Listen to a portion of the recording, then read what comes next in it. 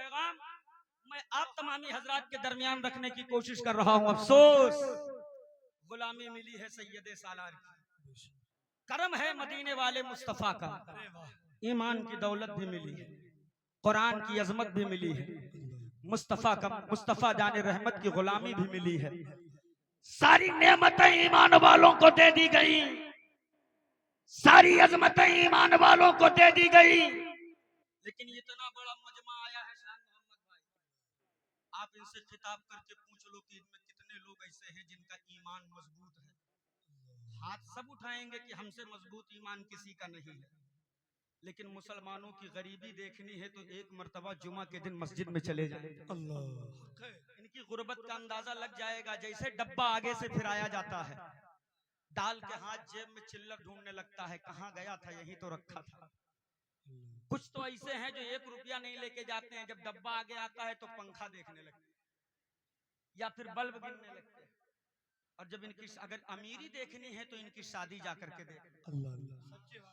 DJ वाले ने कहा मुझे विदा करो, मेरा वक्त हो गया, मुझे जाने दो। का कितना हुआ? कहा 10,000। का शुभ शुभ बोलो 10,151 लेके जाओ। तुम भी क्या याद रखोगे कि हम कोनो हातिम तई के खानदान में नाचेगा वगैरह।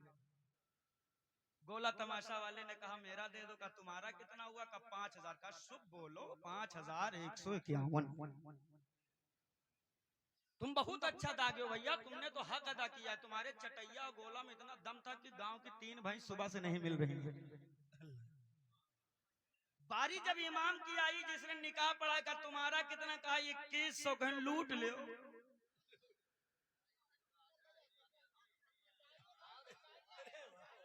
लूट ले। बुलाओ सदर को, सेक्रेटरी को, मैनेजर को, मोहतमिम को। 2100 रुपया निकाह पढ़ाई कौन सी शरीयत में लिखा है? अल्लामा सलार ने पकड़ लिया गिरेबान, कहा मर्दोद, अगर निकाह का पैसा शरीयत में नहीं लिखा है तो ये डीजे कहाँ लिखा है? लेकिन अफसोस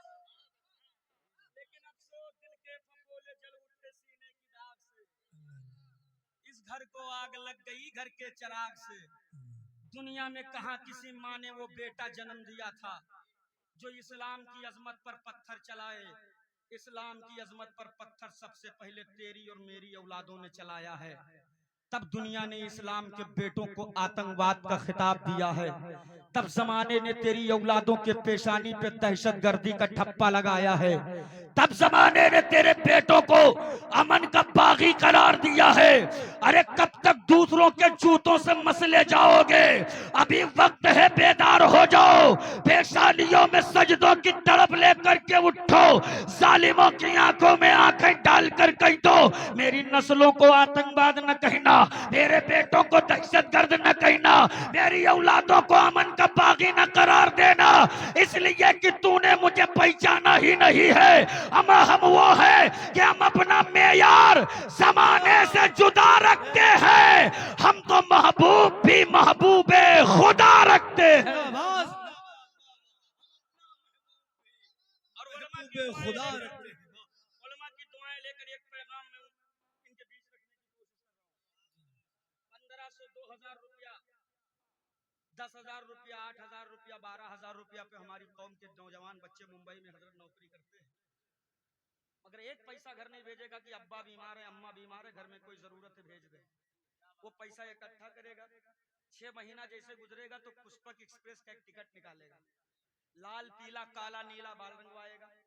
मुंबई में कुछ मखसूस स्टेशन है, मस्जिद बंदर, डाकिया रोड, सेंटर रोड, भाई कल्ला बीटी, जिनके पीछे 150 रुपया में पैंट और 70 रुपया में टी शर्ट मिलती है। 500 रुपया में 3 जोड़ी खरीदेगा। सेहत का हाल देखें अल्लामा, पूरी बॉडी छीलो तो पौवा किलो मांस है, पांव देखो जैसे बीड़ी, हवा का झोंका तेज से आ जाए तो बर्दाश्त करने की कुव्वत नहीं है, मगर स्टेटस क्या दमदार लगाता है। स्टेटस लगाएगा, दबदबा था, दबदबा है, दबदबा बना रहेगा। अरे ये हंसने का नहीं, ये मातम करने का मकाम है, मातम करने का। रो, तुम्हारे लिए रोने का मकाम है ये। कौन सा दबदबा की बातें तुम कर रहे हो? अगर दबदबा ही बनाए हो तो बेटियां मेलों और उर्स के नाम पर अपने हुर्मत का पामाल क्यों कर रही है? अगर दबदबा ही बनाए हो तो तेरे घर की बेटियां बारात में बेपर्दा अपने हुस्न की नुमाइश कैसे कर रही है? अगर दबदबा ही बनाए हो तो कटोरा लेकर जहेज के नाम पर भीख मांगने कैसे उतर गए हो? अगर दबदबा ही बनाए हो तो 250 बारात की नौटंकी कहां से दिखाने के लिए लाए हो? अमा यह दबदबा नहीं है। अगर दबदबा बनाने का जुनून है तो आ मेरे उलमा के कंधे से कंधा मिला ले और दबदबा बना, मगर ऐसा बना जैसे उमर फारूक आजम ने बनाया है, जैसे अबू बकर सिद्दीक ने बनाया है, जैसे उस्मान गनी ने बनाया है। आज करोड़ों हो चिल्ला रहे हो, आज अरबों हो चीख रहे हो, आज जूतों से मसले जा रहे हो, मगर कल मेरी तादाद मुट्ठी भर थी, लेकिन मेरी कुव्वत का आलम यह था कि जिस मैदान से निकलते थे तो ये तारीख लिख कर निकलते थे कि दश्त तो दश्त है, दरिया भी न छोड़े हमने, पैर जुल्मात में दौड़ा दिए घोड़े हम। नारे तकबीर, मोहब्बत से बोले थके क्या? नारे रिसालत, मसलके आला हजरत, ख्वाजा का हिंदुस्तान, तिलियन पुरवा का खामोश मुसलमान। अफसोस सदफ वो आलम और वो आलमिया बना दिया है उम्मत ने दीन का कि नाम रखेगा जुलूसे मोहम्मदी, नाम रखेगा जुलूसे मोहम्मदी, और उस जुलूस की हालत देख लो तो किसी नचनियों से कम नहीं है। स्प्रे उड़ा उड़ा कर नाचते हैं, रुमाल उड़ा उड़ा कर नाचते हैं। क्या बताना चाह रहे हो? ये नचनियों का धर्म है, ये गवैयों का धर्म है, ये मटकने वालों का धर्म है। ओ इज्जत की तलाश दर बदर करने वालों, आज कौम इज्जत कहां ढूंढ रही है? थोड़ा सा पैसा आ गया तो सोचता है शराब पी लो, इसी में इज्जत है। थोड़ा सा पैसा आ गया को सोचता है चलो ताश के पत्ते उठा लो, सारी इज्जत तो उसी में रखी है। अल्लाह ने थोड़ा सा नवाज का दिया, शादी के मौके पर एक नहीं दो नहीं 7 रात वैसियाएं बुला करके नचवाई जा रही है। फिर कहीं तो मौलाना इज्जत क्यों नहीं मिल रही है? फिर कहीं तो मौलाना वकार जमाना क्यों नहीं समझ रहा है? तो नूरी एक जुमला कह के जा रहा है, वो शराब के प्यालों में इज्जत ढूंढने वालों, वो ताश के पत्तों में इज्जत ढूंढने वालों, वो नाचने वालियों के ठुमकों में इज्जत की तलाश करने वालों, इज्जत शराब के प्याले में नहीं है, इज्जत तो हसनैन के नाना की चौखट पर है। लेना है तो आप पलट कर झुका दे सर को, कह दे या रसूल अल्लाह मैं मुजरिम हुआ का, मुझे साथ ले लो कि रास्ते में है जा बजा थाने वाला। कलेजे फटे हैं मेरे आलिमों को जब तेरे औलादों पर रिसर्च किया है। आज हमारी कौम ने उलमा को उसका साथ ही छोड़ दिया। मौलवी को के चेहरे में इनको डाकू नजर आता है। ये हकीकत है, ये हकीकत है। अगर मौलाना की आंखें छोटी है तो कहते हैं आंखें देखो जैसे तिलोरी, मौलाना की आंखें बड़ी हैं तो कहते हैं रे देखो ढेल लगा से लकड़ भग्गा देखा। मोटा ताजा हो तो कहते हैं बहुत खाता है, बेचारा दुबला पतला तो कहते हैं नफासत आ रही है। अल्लाह के वास्ते कहीं जीने दोगे? और आलिमों से दूर होने का जो नुकसान हो रहा है ना उम्मत का, तुम्हें पता नहीं, ये मेरे उलमा को पता है।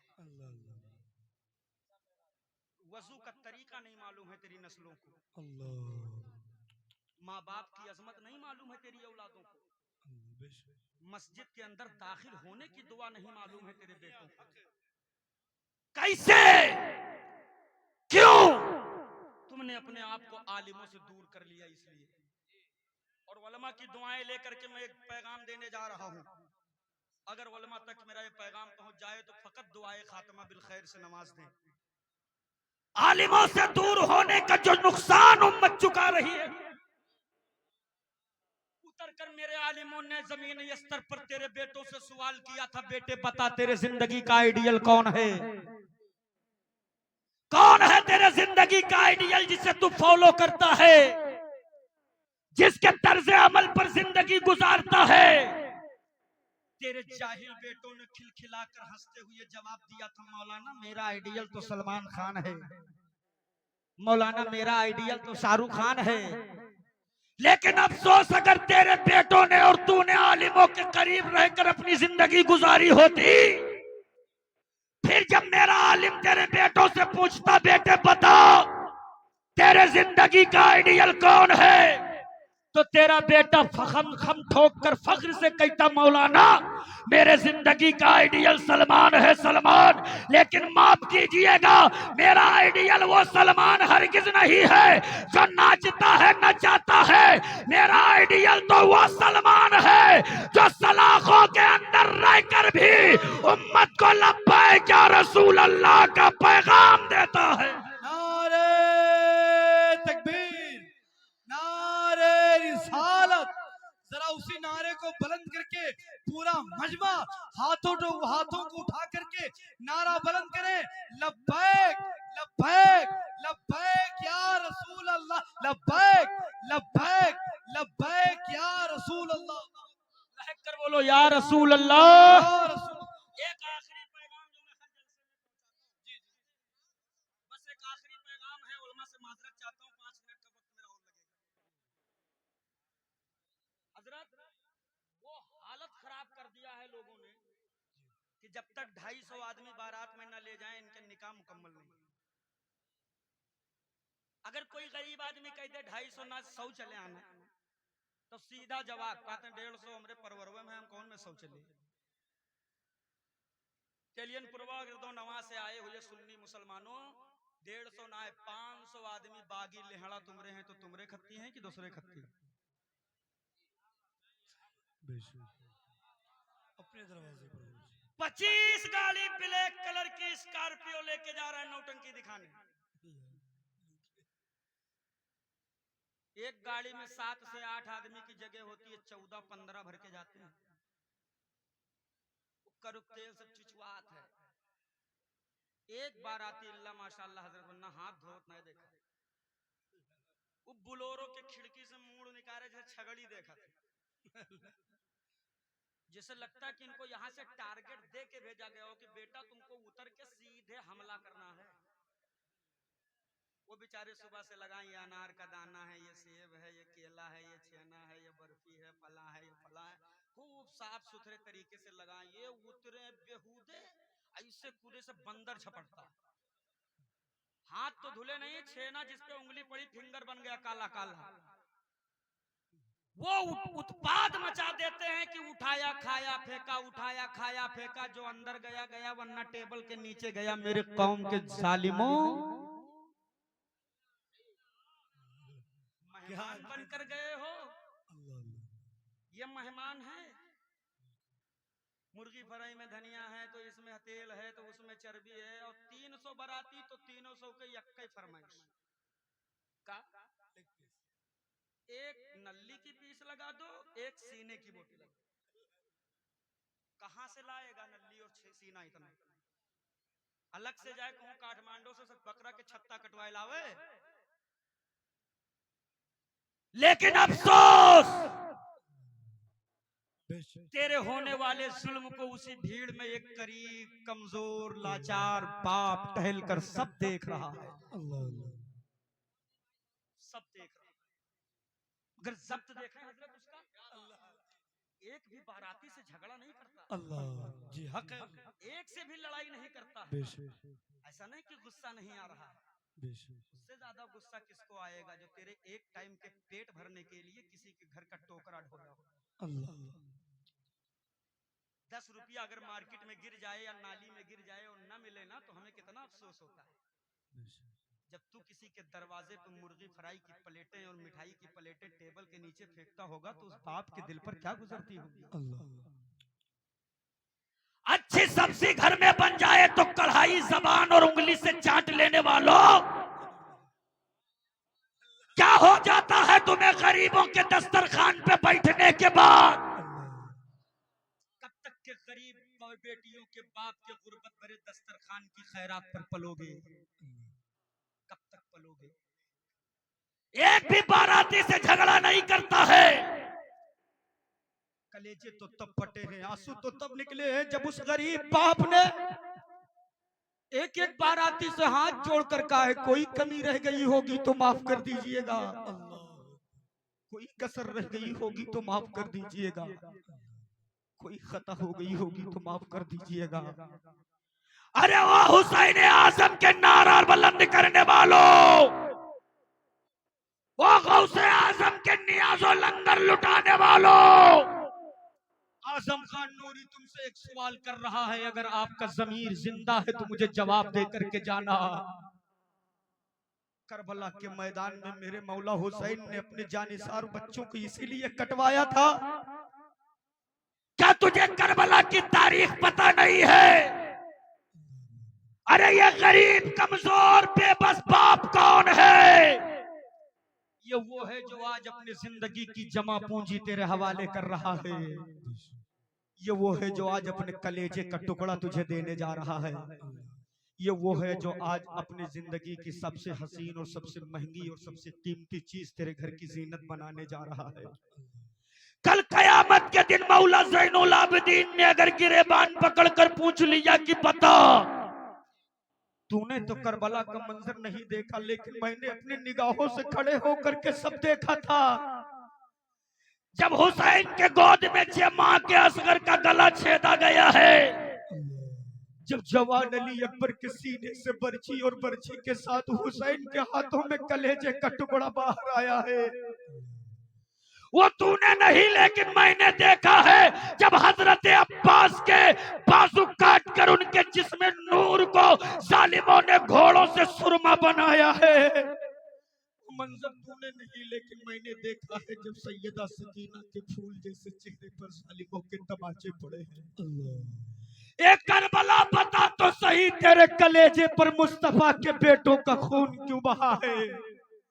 करबला का एक एक जर्रा जवाब देता है। इसलिए हुसैन ने कुंबा नहीं बचाया कि अगर आज घर बचाने में लगूंगा तो नाना की उम्मत शराब में मुलव्विस हो जाएगी, अगर बेटा बचा लिया तो नाना की उम्मत मुजरे में मस्त हो जाएगी, अगर मैंने बेटे बचा लिया तो नाना की उम्मत अपने दरवाजों पे मुजरा अपने हाथों में शराब के प्याले लेकर मैदान में उतर जाएंगे।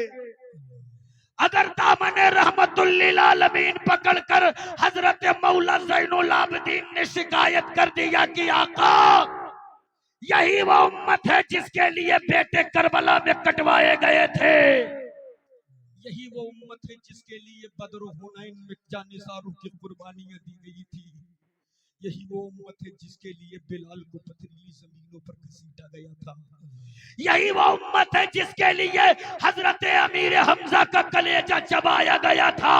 ये लोगों जरा बताओ तो सही, अगर आमना के चांद ने उस महशर के भीड़ में अपना चेहरा फेर लिया तो कौन होगा, कौन होगा जो मेरे सूखे हुए हल्क में कौसर का कतरा डालेगा, कौन होगा जो मेरे झुलसते हुए जिस्म को बचाने के लिए झंडे का साया देगा, कौन होगा जो मेरी हथकड़ियां तोड़वा कर हमें जन्नत का परवाना दिलाएगा। बरेली के इमाम का पैगाम नोट कर लो कि अगर दुनिया और आखिरत में कामयाबी चाहते हो तो आज लो उनकी पनाह, आज मदद मांग उनसे, फिर न मानेंगे कयामत में अगर मान गए। जिंदाबाद जिंदाबाद। वाह।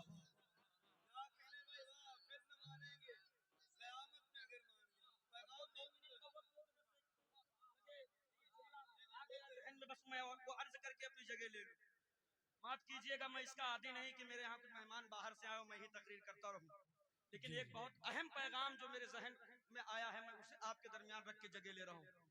एक शादी में 15 लाख रुपया खर्चा होता है मुफ्ती साहब, 15 लाख रुपया खर्चा, लेकिन जिस शादी में, जिस बेटे के शादी में 15 लाख का खर्चा हुआ है, हकीकत जानकर कलेजे फटते हैं कि बेटा जाहिल होता है। ये मेरे उलमा निकाह पढ़ाते हैं, इनसे पूछ लो। जैसे ही निकाह मुकम्मल हुआ, निकाह नामा आगे किया, लो बेटा साइन कर दो, तो धीरे से कान में कहता है मौलाना साहब टाक दनिया नहीं ला रहा। उसकी शादी में 15 लाख खर्चा, बेटवा जाहिल,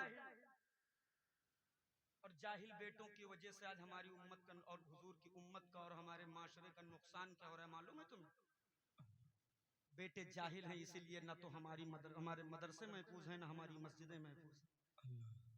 न हमारे बुजुर्गों के खानकाहें महफूज हैं, न हमारे अकाबिरीन के मकाबिर महफूज हैं, न हमारे उलमा महफूज हैं, न हमारे मदरसे महफूज हैं। किस वजह से मालूम है? इसलिए कि हमारे बेटे जाहिल है, जाहिल, उन्हें कुछ नहीं पता, उन्हें तो बात करने की तमीज तक नहीं है। हाँ, अगर कोई कहे तुम मुसलमान हो तो बहुत बड़ा हाथ उठाएगा, हमसे बड़ा मुसलमान कौन? दलील मांगे तो अल्लाह अकबर, कलेजे फटे हैं तेरी इतनी बचकानी दलीलें हैं। लोगों ने अपनी पतेली दिखाई है हड्डी की, जितनी बड़ी गोश्त की पतेली उतने बड़ा मुसलमान। लेकिन अफसोस मेरा इस्लाम इतना कमजोर नहीं है कि हड्डी खोरी से पहचानवाया जाए। तारीख शाहिद है, इस्लाम कभी बोटियों से नहीं फैला है, इस्लाम तो मुस्तफा की सूखी रोटियों से फैला है।